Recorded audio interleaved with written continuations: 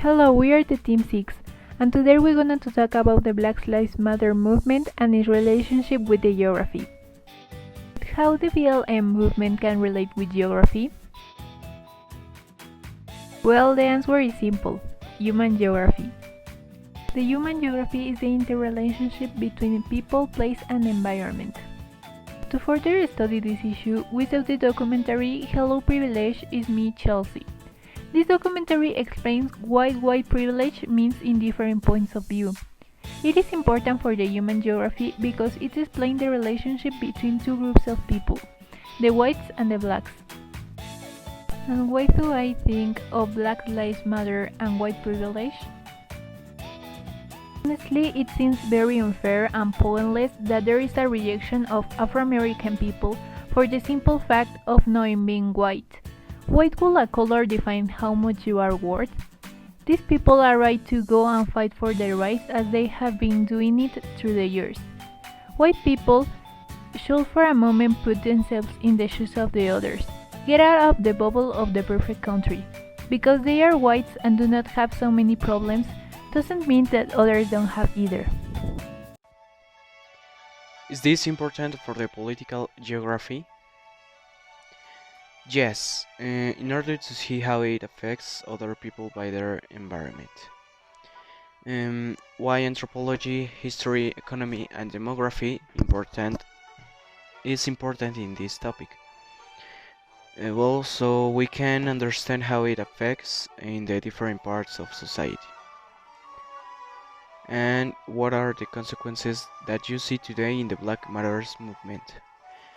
That people are angry because of the injustice the cops make by judging black people just because of their thoughts or stereotypes of their race. The next videos and images of the BLM protest were taken from different news channels around the world, like BBC or CNN.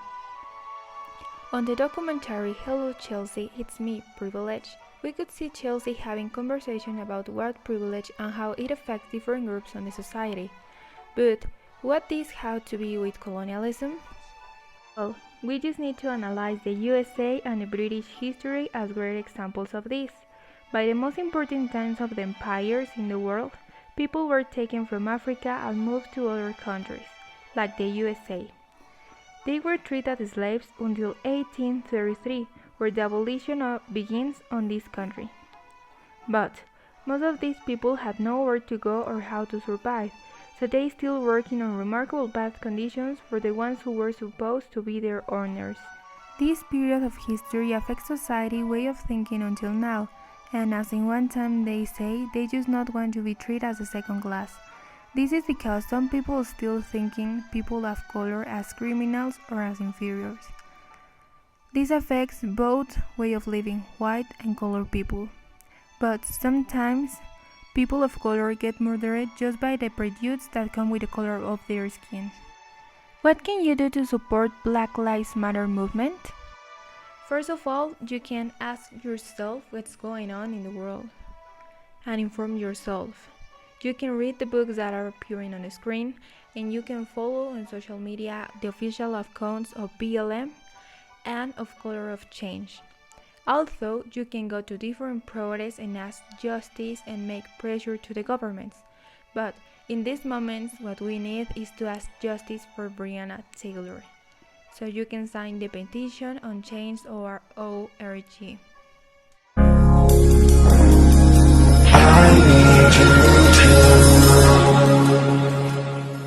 Arrest the killers of Breonna Taylor. All of y'all who think we need more evidence, you goofy. I said arrest the killers of Breonna Taylor. And Elijah McClain too. Y'all hold that boy. Arrest the killers of Breonna Taylor.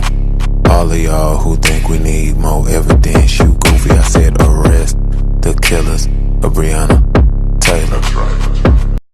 We decided to make a poll on Instagram, and this is the result we get. Of the 50 people who answered the poll, just 73% know who Breonna Taylor is, and 27% didn't know who Breonna Taylor is. Do you think white privilege exists? 92% of the people who answered the poll answered that yes, they think that white privilege exists, and only 7% think that white privilege do not exist. On the last question we made, we found out that 88% of the people think that BLM protests were made on the right way, and just 12% do not think that. Finally, we can conclude that the white privilege exists, although some people don't want to accept it, starting with the discrimination at lots of places, at the moment of getting a job, or also in how police treats black people.